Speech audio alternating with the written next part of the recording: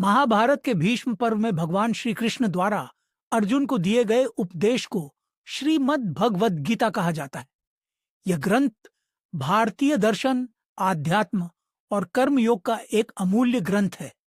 यह तब की बात है जब कौरवों और पांडवों के बीच कुरुक्षेत्र में युद्ध शुरू होने वाला था। युद्ध भूमि में अर्जुन अपने परिजनों, गुरुओं और मित्रों के खिलाफ युद्ध करने में असमर्थता और मोह महसूस करते हैं। ऐसे समय में श्री कृष्ण ने उन्हें धर्म, कर्म, भक्ति और ज्ञान का उपदेश दिया, जो जीवन के गहनतम प्रश्नों का समाधान प्रस्तुत करता है। गीता का स्वरूप, अध्याय और श्लोक। गीता में कुल 18 अध्याय और 700 श्लोक है। प्रत्येक अध्याय जीवन के एक महत्वपूर्ण पहलू और मार्ग को दर्शाता है, जैसे ज्ञान योग, कर्म योग, भक्ति योग आदि।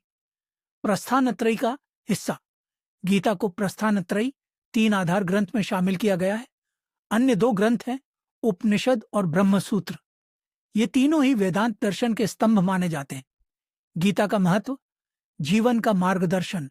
गीता जीवन के जटिल प्रश्नों और नैतिक दुविधाओं का उत्तर देती है। योग और साधना का ज्ञान। इसमें योग के विभिन्न प्रकार, कर्म योग, ज्ञान योग, भक्ति योग का वर्णन है। अधिकार और कर्तव्य का बोध। अर्जुन को उनके कर्तव्य का बोध कराते हुए श्री कृष्ण ने निष्काम कर्म का महत्व बताया।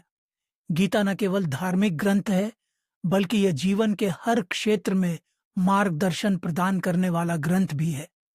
इसे न केवल भारत में, बल्कि पूरे विश्व में आध्यात्मिकता और जीवन के गूढ़ रहस्यों को समझने के लिए पढ़ा और सराहा जाता है।